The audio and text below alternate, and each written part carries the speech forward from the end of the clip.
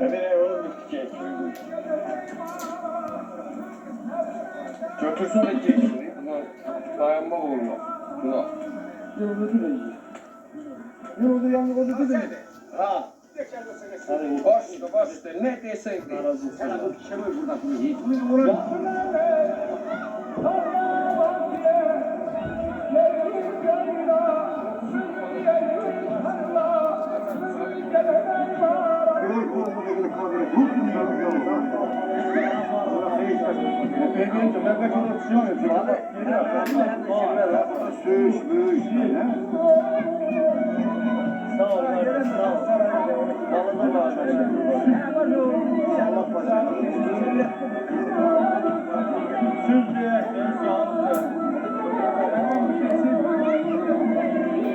Bu demezse baba.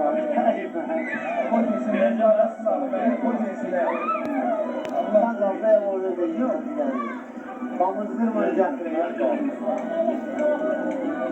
Hala yani gelin videoda geliyor. Sağ olsun kardeşler. Allah sana sağlık versin.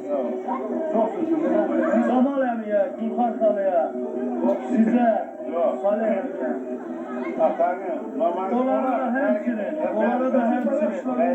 Göz aydınlığı verək, Qağam bəylere, anam versin. Hazada, Aytekin'e, Asiye Bacıya, göz aydınlığı verək. İlahimiz, Allah Teala mübarek eylesin. Evdanın bir yanında bizim özümüzü tutuyor. Biz de yaşıyoruz. Biz de yaşıyoruz. Allah bize ömür versin, biz de onların büyük oylarını görək, onların vətən xidmətini görək. Vətən xidməti en güzel şeydir. Onları Allah Teala'dan arz edirəm, mərd, igid, qorxmaz, bir olur kimi böyüksünlər. Allah'ın köməkliğiyle de elə də olmalıdır. Bizim Gədəbəy torpağı həmişə mərd olur. Yəni hamı da bilir. Hər müharibə, məhlətləmə ermənilərin müharibəsi də bizim torpaqda. Yəni Gədəbəy torpağından başlayıb, Gədəbəy torpağının da mərdliyindən tutarır. Və bu tarix də tarix olaraq yazılır, tarix olaraq qalır ki, Gədəbəy igidləri necə vuruşdular və torpağı necə qorudular, o erməni yağılarından, azğınlarından da böyük bir yer, böyük bir torpaq aldılar. Mən arz edirəm ki, vətənimizin mərd oğulları kimi, mənim bacım uşağı, azadım uşağı, yəni Elvan və Elfak da elə mərd oğullar kimi olsun.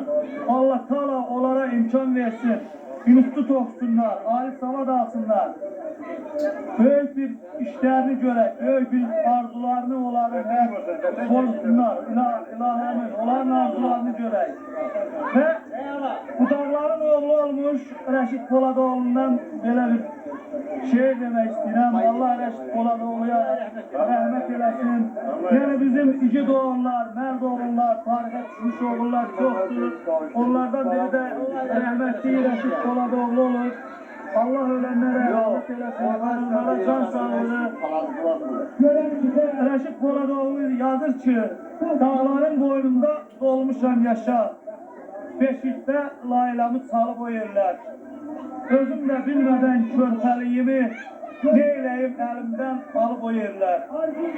Yurdumu sevirəm, könül can kimi, ürəyim titrəyir, əl vuran kimi, bu şöz balasını uçuran kimi, bizi də çöllərə salıb o yerlər.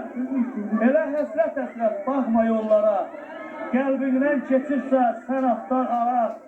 Gel Poladoğlu ile çıxaq dağlara, elə gördüyümüz tək qalıb o yerlər. Eləcə də qalıb. Bu dağlar, bu yerlər, bu yurt yuvalar bizim bu insanlara, bizim bu zahamatımıza saflıq verir, təmizlik verir, mərdlik verir, igidlik verir. Sağ olun, mən bacım uşağına, Azad da mənim qardaşım sayılır. Onların uşaqlarının mərd böyüməsini, sağ, təmiz, həqiqətən bu yerin hər şeyinin bir təmizliyi olduğu kimi onların da təmiz, pak olmasını arzulayacağım. Günoculuğunuzun böyük oylarını görək. Sağ olun Salih qardaş, təbrik edirəm. Allah köməyiniz olsun, hər bir xeyir çıxarsın. Siz də hamınız hoş gəlin.